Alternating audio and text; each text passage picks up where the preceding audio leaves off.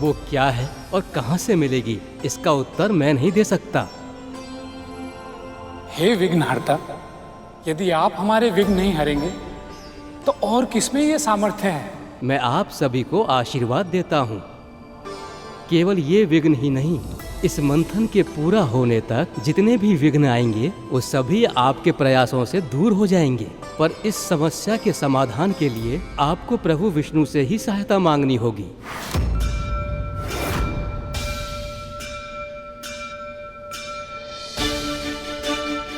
आप सबका कल्याण हो।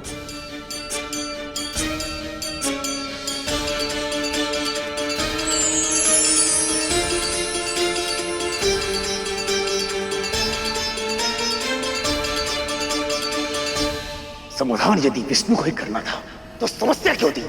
तुम तो ऐसे कह रहे हो बजरंग जैसे उन्होंने ये जानबूझकर किया है। जितनी शीघ्रता तुम अमृत पाने की है उससे कहीं अधिक आतुरता प्रभु विष्णु को माता लक्ष्मी से मिलने की है। गरुड़ सही कह रहा है बजरंग। इस समय तर्क वितर्क में उलझने के स्थान पर हमें प्रभु विष्णु का ध्यान करना चाहिए। हम असुरों के आराध्य महादेव शिवशंकर हैं और ये सब जानते हैं। सत्य तो ये है असुरराज कि ये पक्षपात आप असुर लोग करते हैं। हमारे लिए तो महादेव भी उतने ही वंदनीय हैं जितने कि प्रभु विष्णु। शिवाय विष्णु रूपाय शिव रूपाय विष्णवे शिवस्त हृदयम विष्णु विष्णोश्च हृदयम शिव। शिव और विष्णु स्वयं एक दूसरे के लिए वंदनीय हैं। तो फिर विलंब किस बात का? हम सभी मिलकर प्रभु विष्णु का ध्यान करते हैं। शांताकारं भुजगशयनं पद्मनाभं सुरेशं विश्वधारं गगनसदृशं मेघवर्ण शुभांगं लक्ष्मीकान्तं कमलनयनं योगिभिर्दयागमयं वन्दे विष्णु भवभयहरं सर्वलोकैकनाथम्।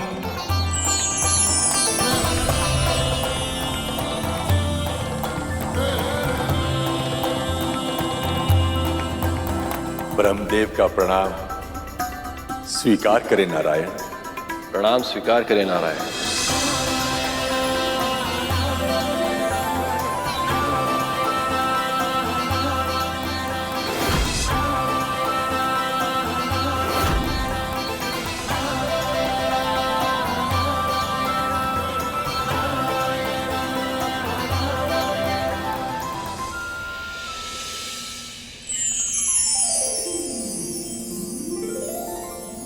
महादेव, ब्रह्मदेव, आप दोनों को मेरा प्रणाम।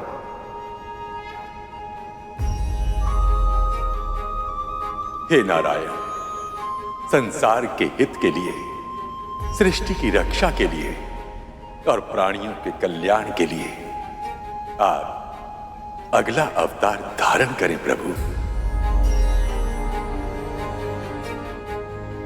प्रभु का अगला अवतार?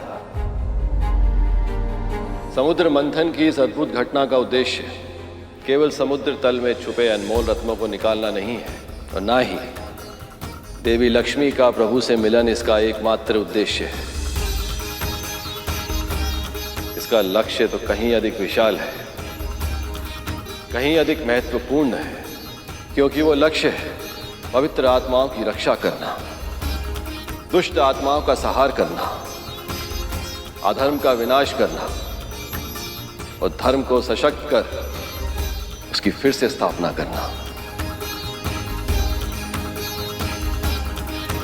और जब जब ऐसी आवश्यकता उत्पन्न होती है प्रभु विष्णु स्वयं अवतार लेते हैं।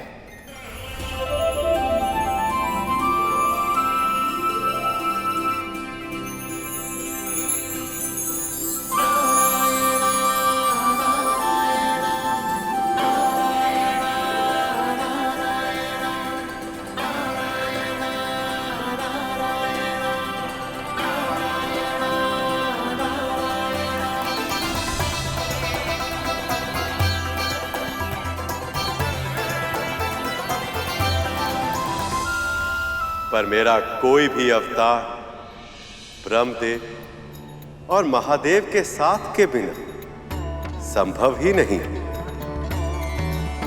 त्रिदेवों के संगम से ही एक ऐसे अवतार का सृजन संभव हो पाता है जो कठिन से कठिन परिस्थितियों को संभालने के योग्य हो।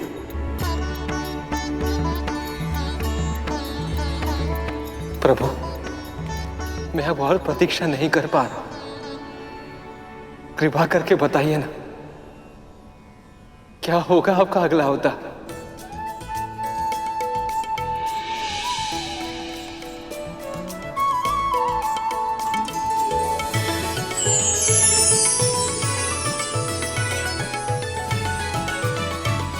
ये है मेरा नया अवतार कच्छप, जो मंदराचल पर्वत का आधार बनेगा।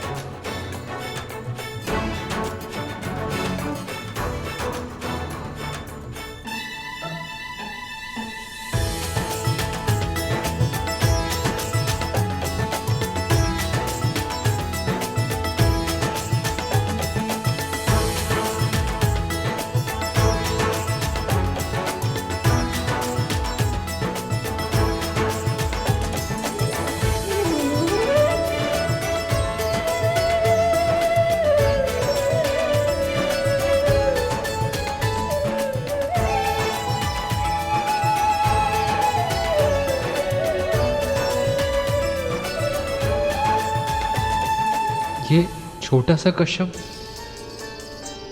इतने बड़े मंदरांचल पर्वत को स्थिर रखने में सहायता कैसे कर पाएगा प्रभु?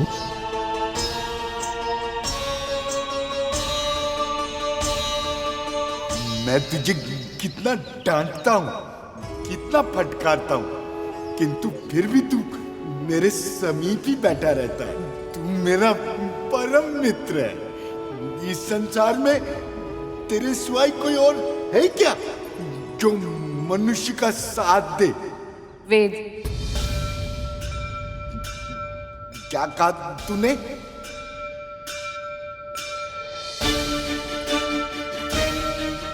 कुछ नहीं बाबा। क्या कुछ नहीं? मुझसे शब्द निकला तो कुछ सोच के ही निकला ना। फिर से बोल जो बोला।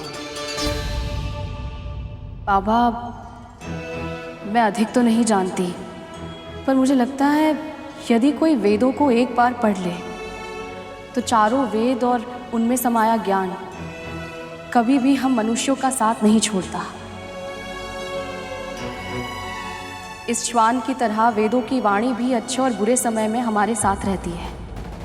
जब हम किसी संकट में फंस जाएं, तो उसे सुलझाने में हमारी सहायता करती है, हमारी रक्षा करती है।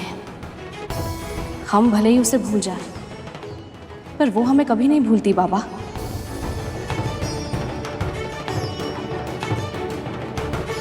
मन का स्वर बनकर सदैव हमारे साथ चलती है।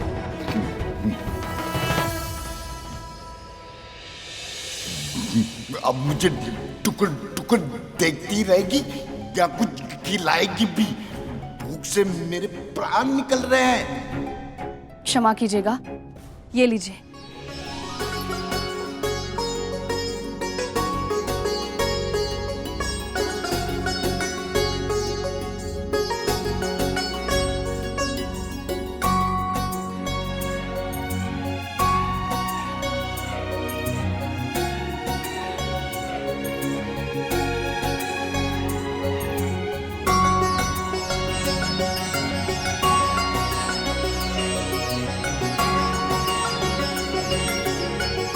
बाबा,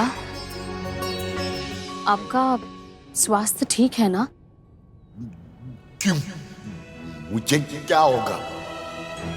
आज आपने ना कोई तर्क वितर्क किया, ना मेरी बात को काटा, ना मुझे डांटा, और ये फल और दूध भी बिना क्रोधित हुए स्वीकार कर लिए और उसे खा भी लिए। जब ऋतुएं बदलती रहती है, सागर में जवार बाटा और प्रकृति में दिन रात नित्य नियम से बदलते रहते हैं, तो मैं एक समान कैसे रह सकता हूं? वैसे भी आज मुझे बड़ा सुखद आभास हो रहा है।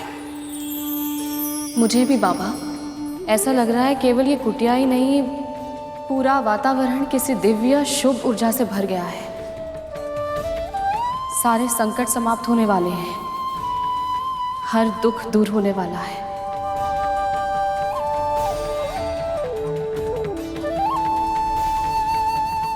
हे प्रभु, हमारी प्रार्थना स्वीकार कीजिए।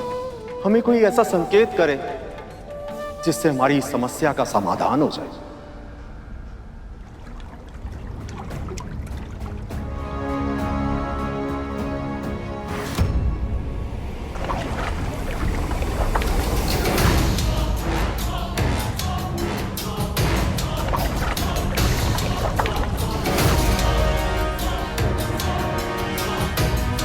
लीजिए देवगुरु, आपके प्रभु ने आपकी पुकार सुन ली, भेज दी सहायता। ये सहायता भेजी है या उपहास किया है?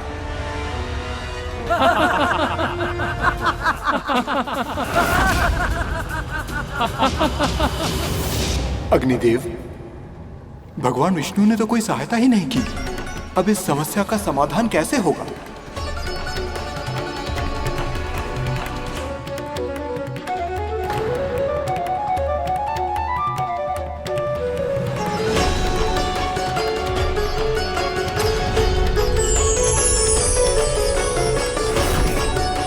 गुरुदेव,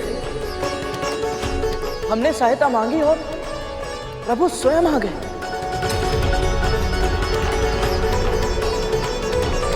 अवतार लेकर। प्रभु स्वयं आ गए? अवतार लेकर?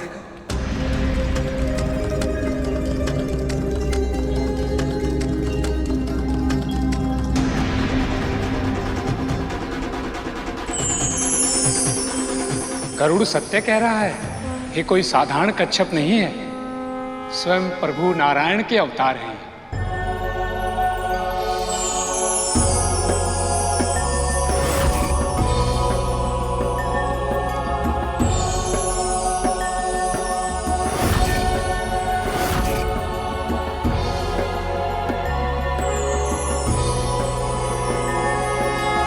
वो देखिए, प्रभु ने कुर्म अर्थात कच्छप के रूप में दूसरा अवतार लिया है। कूर्मा अवतार लिया है प्रभु ने।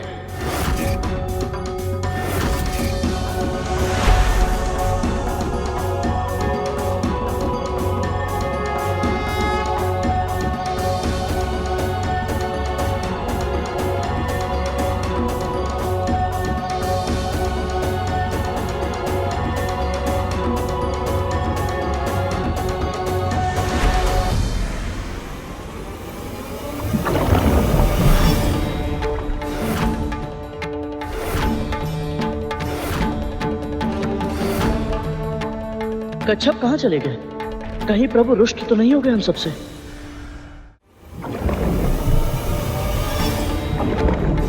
ये कच्छप कहाँ चला गया? ये क्या लीला है प्रभु की?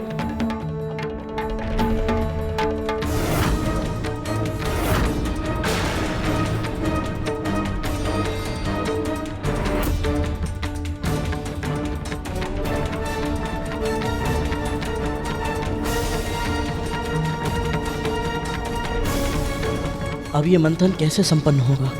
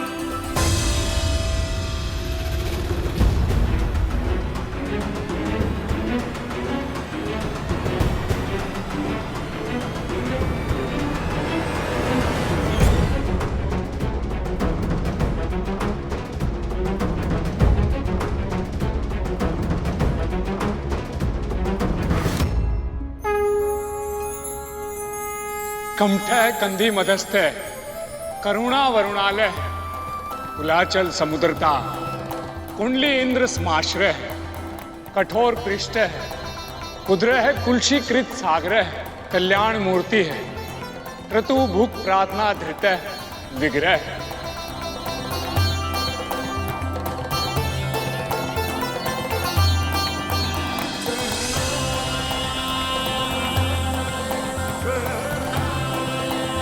हे प्रभु, आपने कुर्मा अवतार में प्रकट होकर मंदराचल पर्वत को तो स्थिर कर दिया, परंतु मां ने बताया था कि आपके प्रत्येक अवतार का आध्यात्मिक अर्थ होता है। हम सभी को अर्थ समझाकर कृपा कीजिए।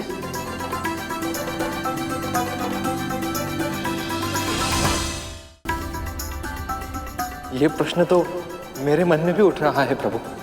तुम दोनों भाइयों की जिज्ञासा एक समान ही है शेष। ये जिज्ञासा केवल शेषनाग और गरुड़ में ही नहीं, मेरे मन में भी है नारायण। और नारद तो इस बात से व्याकुल हो रहे हैं कि उनसे पहले ये प्रश्न किसने पूछ लिया। समुद्र मंथन विचारों के मंथन का प्रतीक है और विचारों को मतने के लिए स्थिर मस्तिष्क की आवश्यकता होती है। ये कूर्म अर्थात कछुआ स्थिरता का प्रतीक है। जब कभी इसके आसपास के वातावरण अशांति छाती तो ये अपने आवरण के भीतर चला जाता है। उसी प्रकार जब परिस्थितियां प्रतिकूल हो तो हम सभी को अपने भीतर झांकना चाहिए, क्योंकि समस्या कितनी भी बड़ी क्यों ना हो, अपनी अंतरात्मा से उत्तम समाधान और कोई नहीं दे सकता।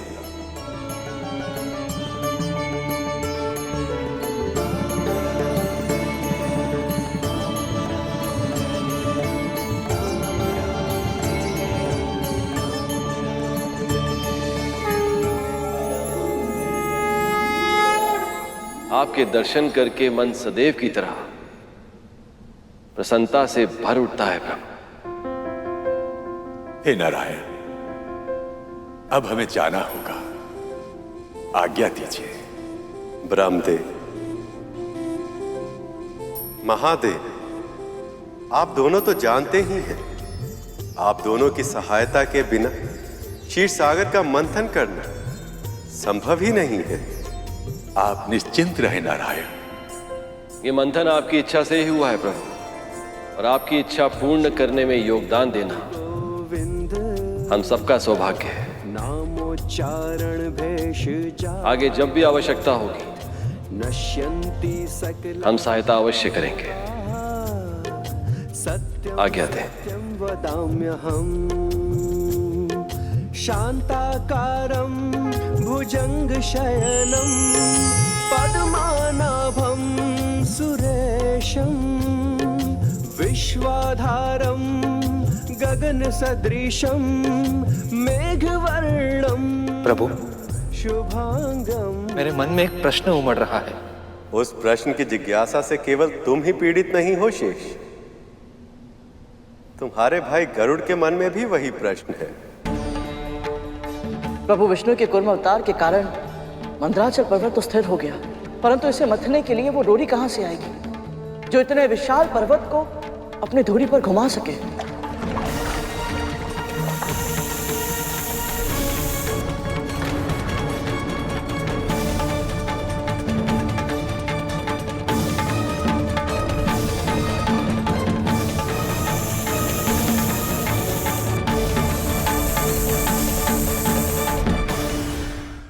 हमें एक ऐसे डोर की आवश्यकता होगी जो इस पर्वत की मथनी को चारों ओर से बांधने के बाद भी इतनी लंबी हो कि हम दोनों ओर से इसके सिरे को पकड़कर खींच सकें। उसमें इतनी शक्ति होनी चाहिए कि बार बार लगातार पर्वत पर घिसने के बाद भी दुर्बल ना हो और ना ही टूटे।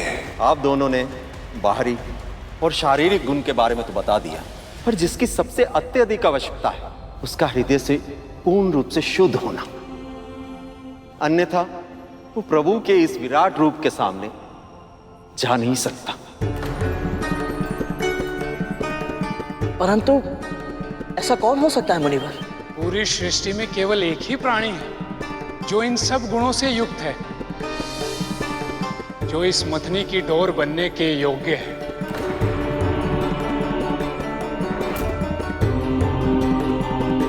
और वो है वासुकी।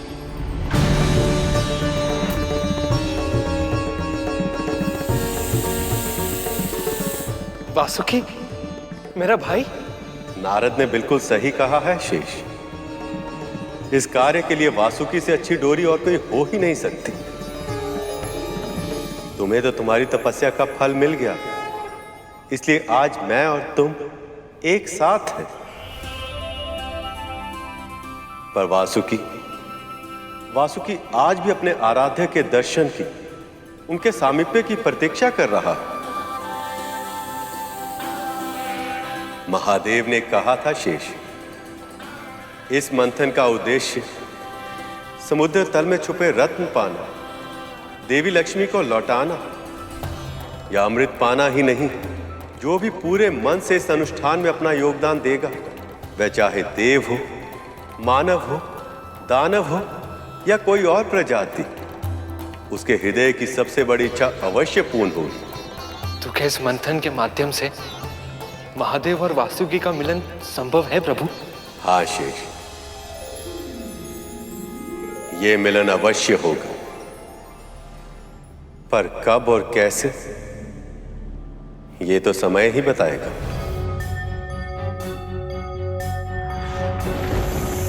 तुम वासुकी कहलाओगे पुत्र। जैसे अनंत को नारायण की सेवा का सौभाग्य मिलेगा, वैसे ही तुम्हें मिलेगी महाकाल शिव की भक्ति। कितना समय बीत चुका है अपने भाई को देखे हुए, मिले हुए, किंतु आज उसका नाम सुनकर ऐसा लगा जैसे कल की ही बात है, जब हम दोनों भाई घर त्याग करके निकले थे ताकि अपने अपने आराध्य की साधना और सेवा कर सके। जो संबंध हृदय से जुड़े होते हैं, उनकी यही विशेषता होती है, वो समय और स्थान की बेड़ियों से मुक्त होते हैं। जब दूर होते हैं तो ऐसा लगता कि कितना समय बीत गया, सब कुछ बदल गया हो, और जैसे ही निकट आते तो ये आभास होता कि कुछ संबंध कभी नहीं बदलते।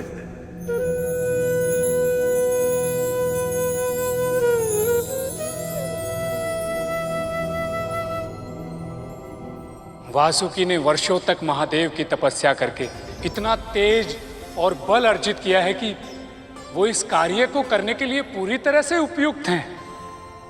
सत्य वचन मुनिवर, सत्य वचन। फिर तो मैं शीघ्र ही जाके उन्हें यहाँ ले आता हूं, ताकि इस शुभ कार्य में और अधिक विलंब ना हो।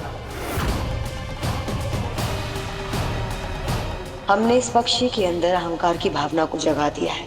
अभी स्वयं अपना पतन कर लेगा। वैसे भी जब से शेषनाग भैया ने मुझे वासुकी भैया के बारे में बताया है, उनके दर्शन करने के लिए मैं उत्सुक भी हूँ। जब वो यहाँ आए तो दर्शन कर लेना, क्योंकि मैं उसे लेकर आऊंगा यहाँ। तुम क्यों जाओगे देवराज? वासुकी मेरी तरह शिव भक्त है, उससे मिलने मैं ही जाऊंगा। जब तक आप दोनों तर्क वितर्क करके किसी परिणाम तक पहुंचेंगे, तब तक तो मैं उन्हें यहाँ लेकर भी आऊंगा। ये गरुड़ क्या कर रहा है? इसके स्वर में अब अपने बड़े भाइयों के लिए अपमान उभर कर आ रहा है।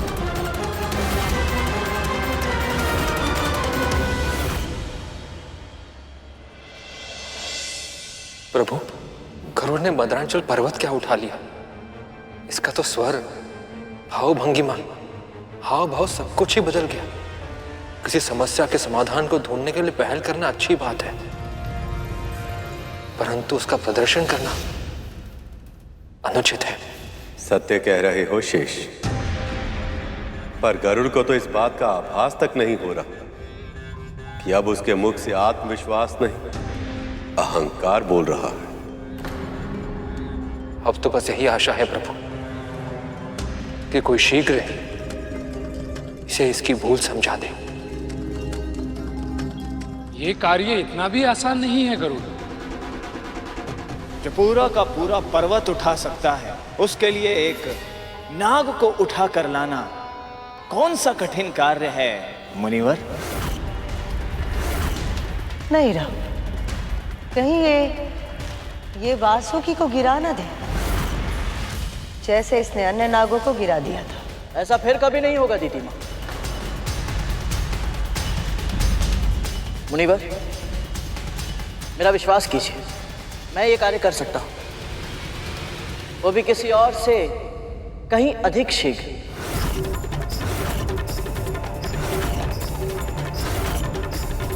मंदराचल पर्वत को भले ही मैं यहां पर उठा कर लाया, परंतु इसे मथना तो देवता और दानवों को ही है। गरुड़ तो अहंकार में डूबता ही चला जा रहा है। इसीलिए जब तक मैं डोरी यहां पर लाता हूं, तब तक आप सब मिलकर ये विचार कीजिए कि जिस पर्वत को आप सब मिलकर हिला तक नहीं पाए, उसे मथेंगे कैसे?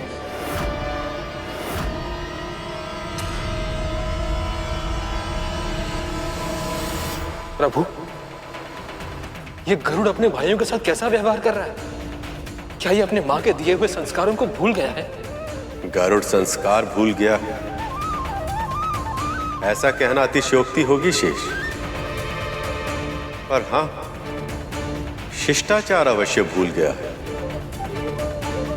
ऐसा लग रहा कि अहंकार ने गरुड़ के मन मस्तिष्क को अपने नियंत्रण में कर लिया। वासुकी को आमंत्रित करने से पहले हमें कद्रू की अनुमति लेनी होगी। विमाता कद्रू की अनुमति? पर वो क्यों मां? जहां तक मेरी जानकारी है, वासुकी बहुत पहले ही अपना घर छोड़कर जा चुका था। तो अपनी मां से बहुत दूर जा चुका है वो। पुत्र यदि अपनी माँ से दूर जा चुका है या अपना घर छोड़ चुका है, इसका अर्थ ये तो नहीं कि वो अब अपनी माँ का पुत्र रहा ही नहीं।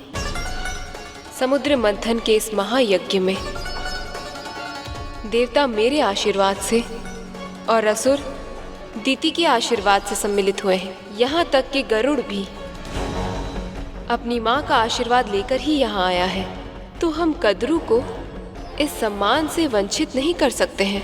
आप सही कह रही हैं देवी। माता पिता और गुरु की आज्ञा के बिना किया गया कोई भी कार्य कभी सफल नहीं होता। क्या हुआ गरुड़? अब नहीं जाना तुम्हें अपनी कद्रू माँ के पास? कहीं तुम्हें इस बात का भय तो नहीं कि वो अपने दास की बात ही नहीं मानेंगी?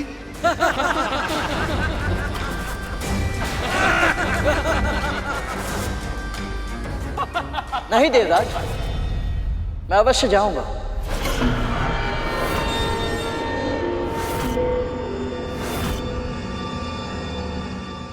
हाँ हाँ, अवश्य जाइए। सत्य तो यह है कि ऐसा कोई कार्य ही नहीं जो अवतार पुरुष गरुड़ न कर पाए। राहु बार बार गरुड़ की प्रशंसा करके उसके अहंकार को बढ़ावा दे रहा है। मुनिवर, गुरुदेव, अदिति माँ, दिति माँ, आज्ञा दीजिए। प्रभु, राहु और दिति माँ ने गरुड़ के अहंकार को चुनौती देकर उसे मेरी माँ के पास तो भेज दिया है, और वो है तो उनका दास ही। इसलिए क्या यह संभव है कि वो वासुकी को आज्ञा देने से मना कर दे? संभव तो है शेष,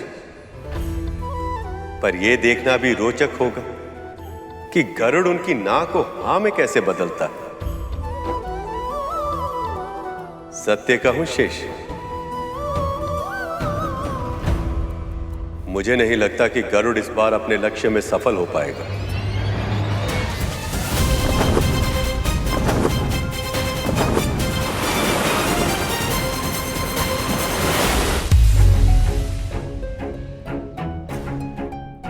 धमाल, हाँ तब तो क्या तू भी वही सोच रहा है जो मैं सोच रहा हूँ?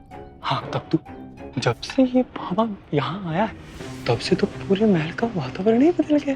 हाँ हाँ, मैं भी यही सोच रहा हूँ। जब से अपनी आंखों से मैंने चमत्कार देखा है ना, मेरे मन में तो पूरे विचार आने ही बंद हो गए। हाँ, जब मैं माँ को, कालिया भैया और तक्षक भैया को विंता माँ और गरुड़ के विरुद्ध कुछ भी कहते सुनता हूँ, मेरे कानों से तो धुआं ही निकल जाता है। अरे मायावी बाबा है कौन?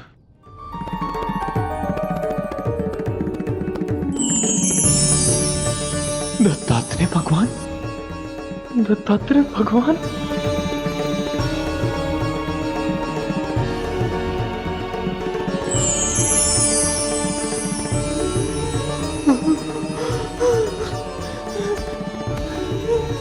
प्रणाम बाबा।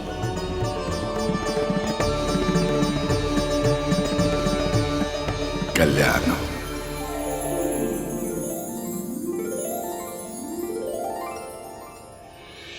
ये वास्तविकता है या कल्पना है?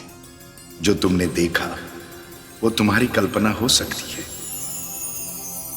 किंतु उससे वास्तविकता तो नहीं बदलती। पर बाबा, आपने हम पापियों को दर्शन। चलो, तुम दोनों ने स्वीकार तो किया कि तुम दोनों पापी हो। अपने कर्मों को स्वीकार करना ही प्रायश्चित की ओर पहला पग है।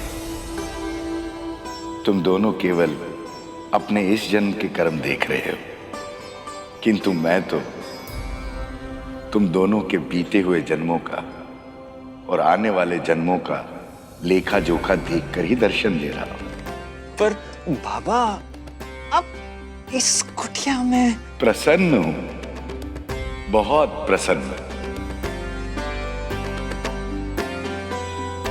तुम दोनों को मेरे सुख की चिंता करने की कोई आवश्यकता नहीं है,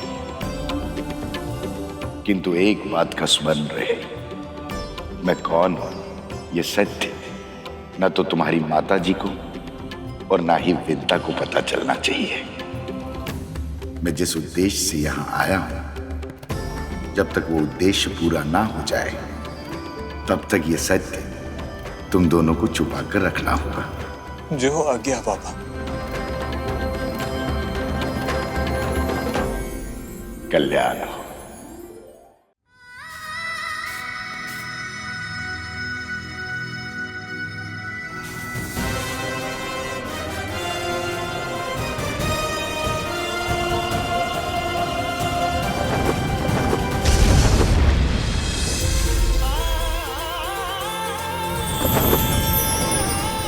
माँ,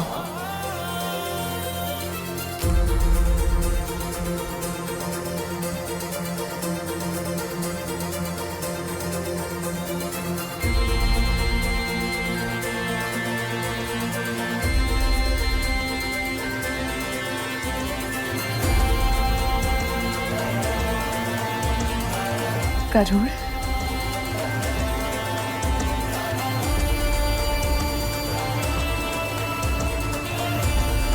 गरुड़, तो इतना बड़ा कब हो गया कि पूरा का पूरा पर्वत ही उठा लिया?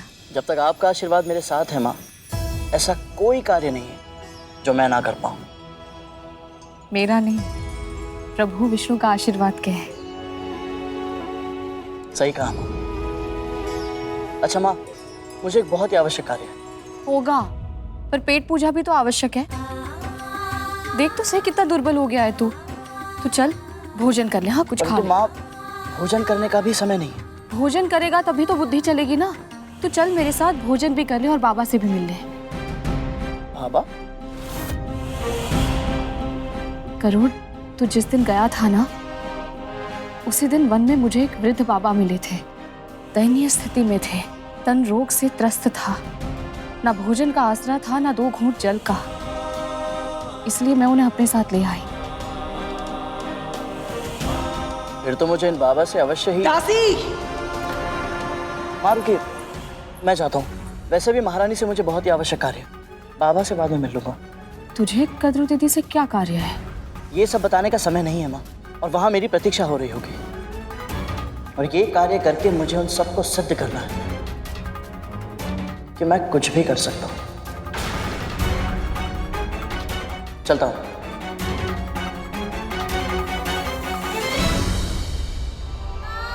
प्रभु के कार्य के लिए उत्सुक भी है और तत्पर भी। किंतु बाबा से एक बार मिल लेता तो उनका आशीर्वाद भी से मिल जाता। ये क्या प्रभु, गरुड़ ने गुरु दत्तात्रेय का आशीर्वाद नहीं लिया? यदि ले लेता तो हो सकता है कि वो एक कठिन कार्य पूरा कर पाता। गुरु दत्तात्रेय के दर्शन मिलना इतना आसान नहीं है शेष। जिसके मन में अहंकार का बीज पनप रहा हो, उसके पास तो उनकी छाया तक नहीं पहुंच सकती। अहंकार के बीज के कारण यदि वो इतने बड़े सौभाग्य से वंचित रह गया है प्रभु, तो न जाने अब आगे क्या क्या होगा। प्रभु, कोई तो उपाय होगा जिससे ये अहंकार टूट पाए। अवश्य, पर उस उपाय तक पहुंचने का मार्ग बहुत कठिन है। गरुड़ के साथ ये खेल नियति खेल रही है। केवल वही जानती कि गरुड़ इस कठिन मार्ग पर चल पाएगा या नहीं।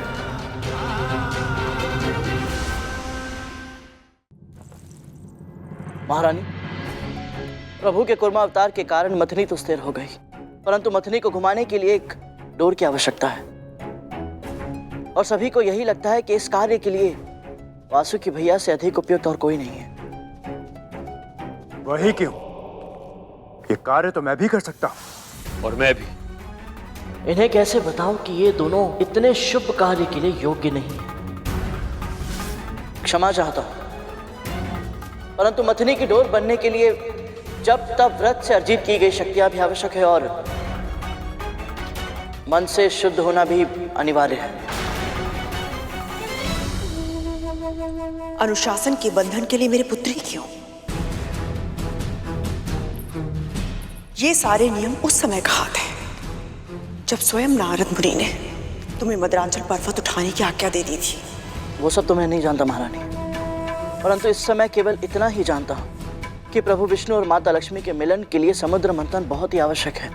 और यह तभी आरंभ हो सकता है यदि आपने वासुकी भैया को मथनी की डोर बनने के लिए आज्ञा दे दी तो।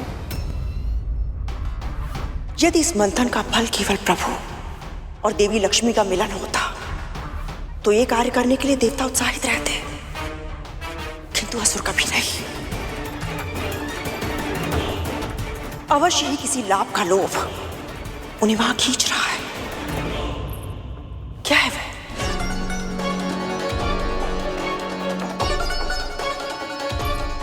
अब तो मां की तरह पुत्र भी सत्य छुपाने लग गया।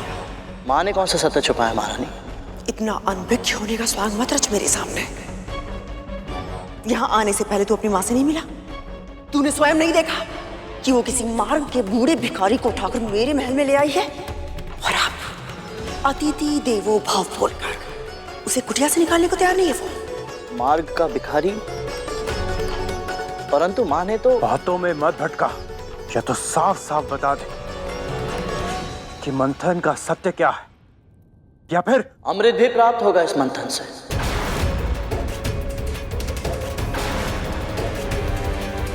समुद्र मंथन में एक ऐसी वस्तु भी उत्पन्न होगी जिसकी शक्ति संजीवनी विद्या से भी अधिक होगी। ऐसी कौन सी वस्तु है ये?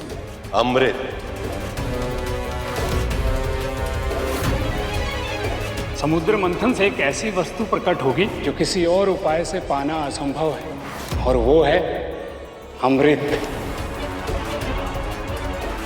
तो इसलिए देवता और असुर मिलकर मंथन करना चाहते हैं ताकि अमर हो सके, और मेरे पुत्र इस अवसर से क्यों वंचित रह जाए? इस अमृत पर केवल मेरे पुत्रों का अधिकार है, जिसे मैं प्राप्त करके रहूंगी। पक्षीराज गरुड़ के साहस भरे कारनामे देखने के लिए चैनल को सब्सक्राइब करें और साथ ही बेल आइकॉन दबाना न भूलें।